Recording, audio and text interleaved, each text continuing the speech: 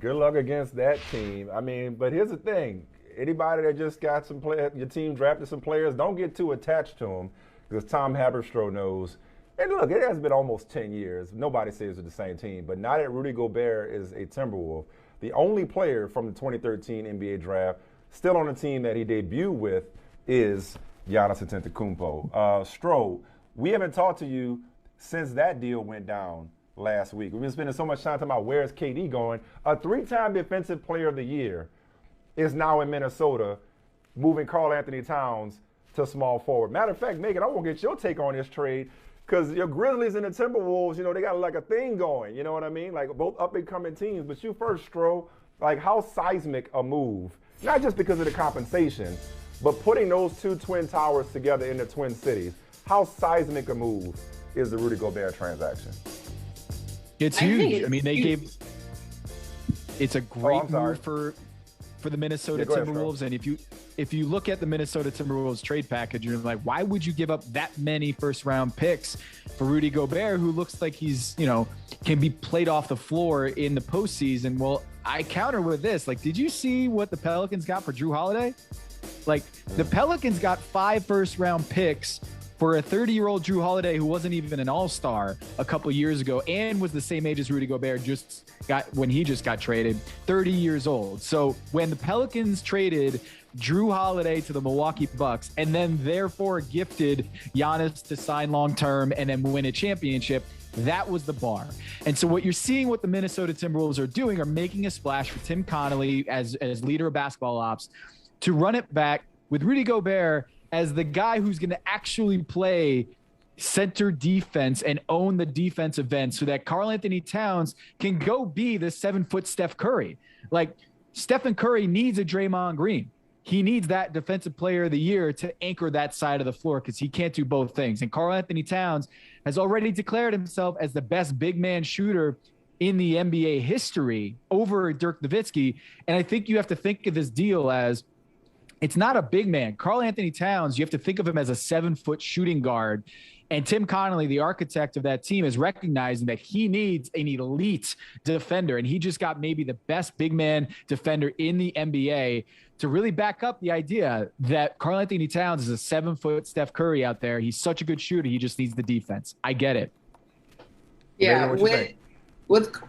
I think it's huge. I think, I think the biggest thing, if you're a Timberwolves fan, which you guys know that I am on the very, very far end of that. But if you are just I'm an NBA fan. So when I see that type of move, I look at the ownership and like all these new pieces that they have brought in. And sometimes you see new owners come in and you're like, hey, what are you doing? Like, are you guys making any changes? Are you working today? And you see what, this ownership group has done and say, we're coming in and we're going to shake some things up. We see where we were last season, and yes, we made it to the Western Conference, playoffs. But however, we need to take that next step. I just think when he makes big moves like that, sometimes it doesn't go in your favor. But I do think that this is taking this organization to a whole nother step, especially when it comes to you're already a smaller market team when it comes to the city, but this makes it even just like stand out a little bit more. And when you have these other teams like the Grizzlies, the Timberwolves, the Pelicans trying to make a name for themselves, these are the type of moves that you have to make.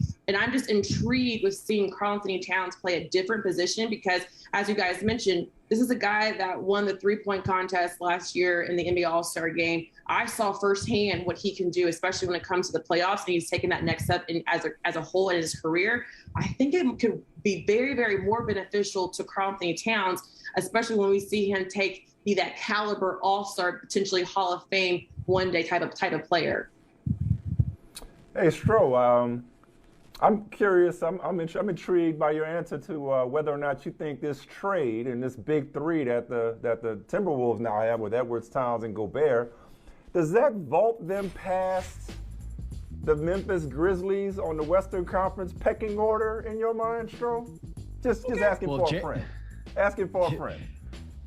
Hey, I hate to break it to you guys, and no disrespect, Megan, but I feel like unless Jaren Jackson is healthy, and we don't know that for a few months, yes, this puts them higher than that because Jaren Jackson Jr. is that good, and he's recovering from a foot injury, and he'll be out for the next several months. So until I see him healthy and able to contribute, they just stole Kyle Anderson too from the Memphis Grizzlies. He's a really good role player. Slow-mo is slow-mo. He is absolutely one of the slowest dudes you'll see, where you're watching him and like, how is that an NBA player? Because he knows how to ball. He's really good at the game of basketball. And even though it takes him like 24 hours to get his shot off, everything else in this game, Kyle Anderson's good at. So I think right now, in the regular season at least, this team is built to be one of the best teams in the Western Conference. Rudy Gobert is really healthy typically, and Karl-Anthony Towns just needs to play good defense at the 5 for probably like 10, 15 minutes max. Asking him to do that for 40 minutes a night, not going to happen. But Karl Towns to be the small ball 5 out there, he can do that. But, man, Memphis Grizzlies are so good. They just need Jaren Jackson Jr. to be healthy next year at the end of the day. You handled that very nicely. That was very diplomatic. I'll give him that point.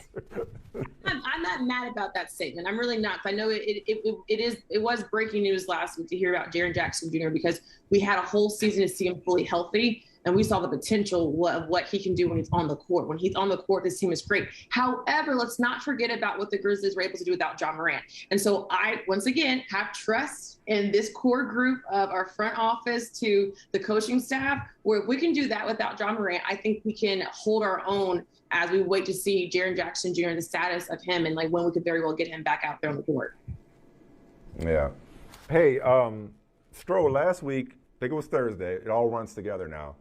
I feel like you were the first person to be like, yo, how about a Warriors reunion for Kevin Durant? And I was like, nah, man, like no way that happens.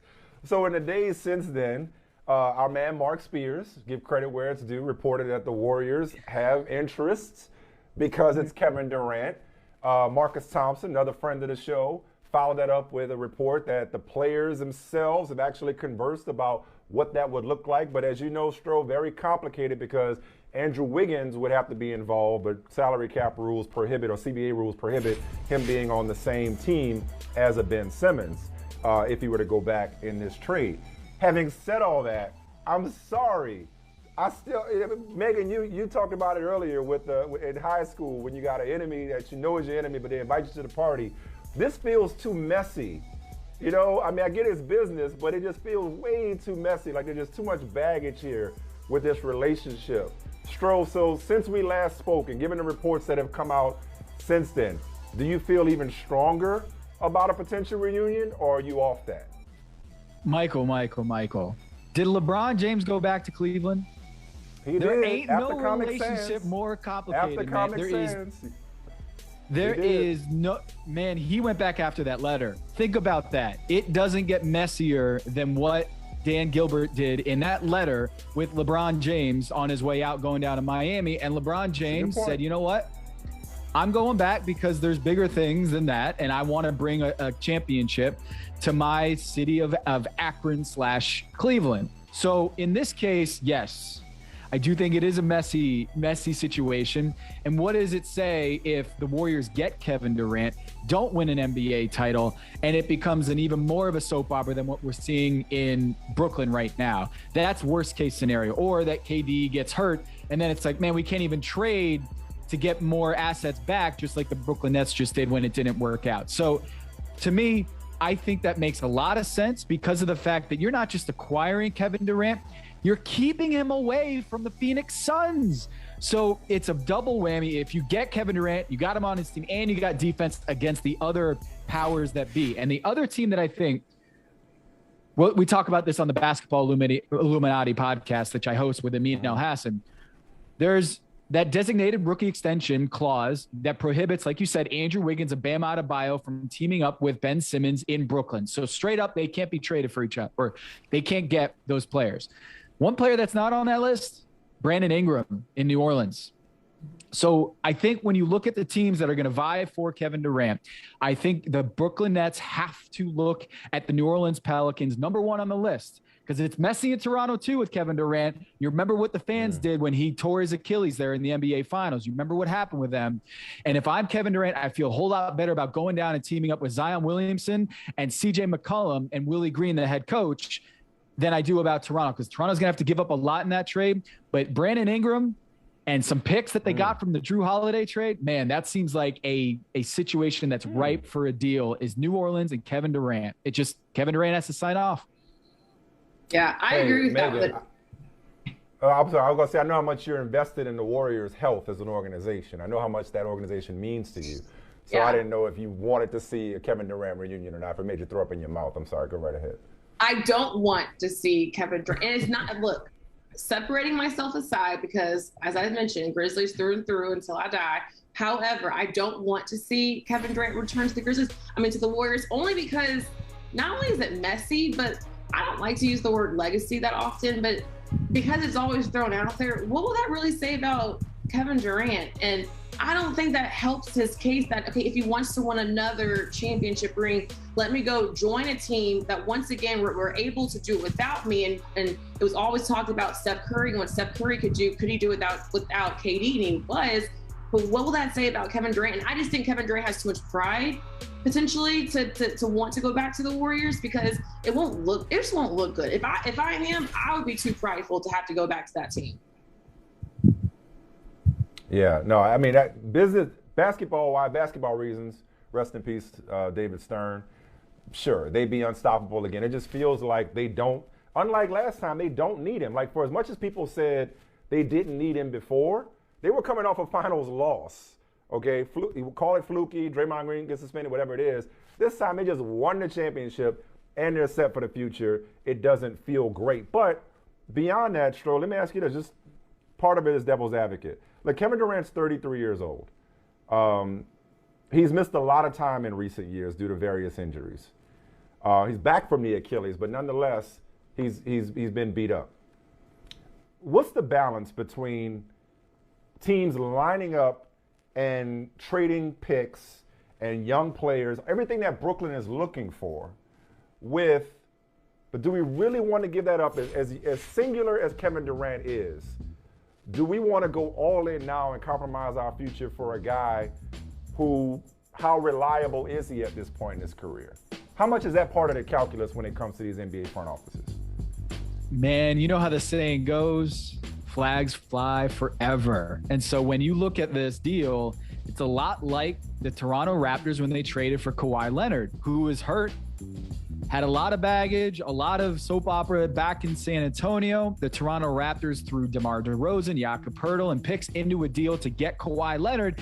And you know what? They won a championship over that Warriors team. So I think that is the model that a New Orleans Pelicans is looking at, or Toronto themselves is like, man, if we get this right, it's going to be an amazing thing for our franchise, our city, our region. The entire country of Canada is so thankful that Masai Ujiri pulled off that deal for Kawhi Leonard. So I think that's the best case scenario. The worst case scenario is your Brooklyn Nets, where you not only do that, you gut your franchise for Kevin Durant and Kyrie Irving, but then you do the whole James Harden deal and give the Houston Rockets the entire set of picks for your future. And now you're just like, what for? What for? This team, the Brooklyn Nets won, 7 games in the postseason with Kevin Durant and Kyrie Irving. 7. That's 14th in the NBA over the last 3 years. That's what they have to show for it. They've been swept twice with Kevin Durant and Kyrie Irving on the roster. So that's worst case scenario.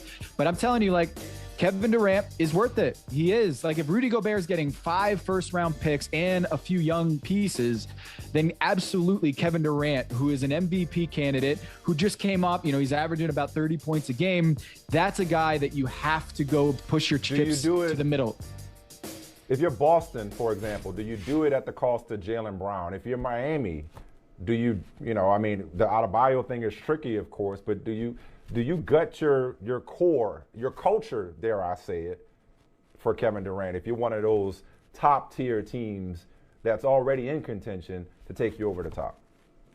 Man, if you're Boston and you don't have to give up Jaylen Brown or Jason Tatum in a deal, and look, Jason Tatum cannot be traded to Brooklyn with Ben Simmons hijacking that situation. Look, I think you have to kick the tires if you're Boston, but I would hesitate with Jaylen Brown. I would, because of the fact that you got an opportunity already to go back to the finals without Kevin Durant, and Jaylen Brown's such a young piece. That's a lot to give up. But like what I'm talking about is for those other teams, for the Torontos, the Minnesotas, the New Orleans of the world, like you don't have the ability to acquire that kind of talent in free agency like Boston or Miami does. So I think you have to think about it, but not at the asking price of Jaylen Brown. Everyone's calling. If you're like, even if you can't make it make sense, I think you're picking up the phone and calling because it's Kevin Durant, as you mentioned. It's Kevin Durant. I think anyone's calling to just anybody up and saying, hey, what do you think about this? Or you're just going to take someone to coffee, even when you know that there's no opportunity or no chance that I don't like you. Like, I'm single, so sometimes you're just like, you know what? I can use a drink or two. I'm going to go out, but it's not going to work. Everyone's making that phone call. Okay, that's a whole other conversation. Sorry. We'll have that because now you got my mind. Now you got my wheels turning. We'll have that one offline, Megan. Kyrie Irving, real quick. I guess if the Nets don't just decide to run him back because they didn't get the right trade for Kevin Durant, that feels like a trade that makes sense. The one to the Lakers, I'm sorry. There only seems to be one real suitor for Kyrie Irving, if any, and that's the Lakers, although, you know, depending on who's reporting what, are the Lakers that hell-bent on acquiring Kyrie Irving. That seems like it makes sense from the Lakers standpoint, makes them better. I'll ask you how better. And from a Nets standpoint, presumably you get assets in return for taking on that man, Russell Westbrook. Kyrie Irving, LeBron James, who reportedly is rooting for it, and Anthony Davis. Where would you place that, and other dudes? Where would you place those Lakers in the conversation, the contender conversation, if they in fact pull this off? Jeannie Buss cryptic tweets notwithstanding. Yeah, we looked at this on Basketball Illuminati this week, and I think what her tweet is talking about is Kyrie and LeBron. 100%.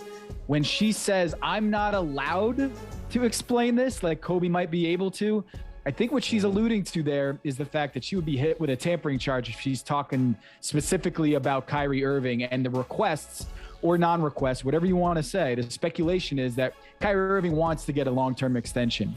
And as part of a deal, he would want that assurance from the team that's going to sign him or bring him in.